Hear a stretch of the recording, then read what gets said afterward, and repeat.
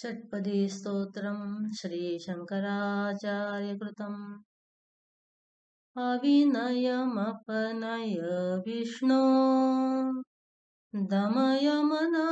शमय विषयमृगतृष्णा भूतदयां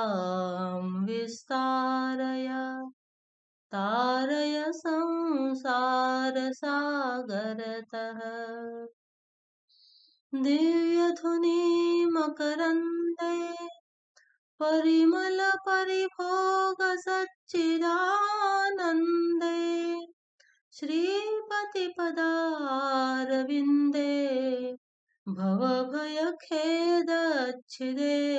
वन्दे सत्यपि भेदापगमे नाथ तवाहं नमामकीनस्त्वं सामुद्रो हि तरङ्गः क्वचन समुद्रो न तारङ्गः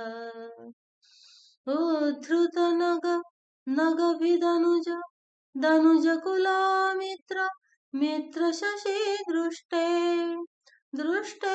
भवति प्रभवति न भवति किं भवतिरस्कारः मत्स्यादिभिरवतारवता सदा वसुधा परमेश्वर परिपाल्यो भवतापभीतोऽहम्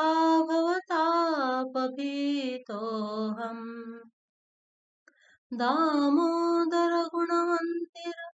सुन्दरवदनारविन्द गोविन्द भवजलधि मथन मन्दर परमन्दरमपनय त्वं मे नारायण करुणामय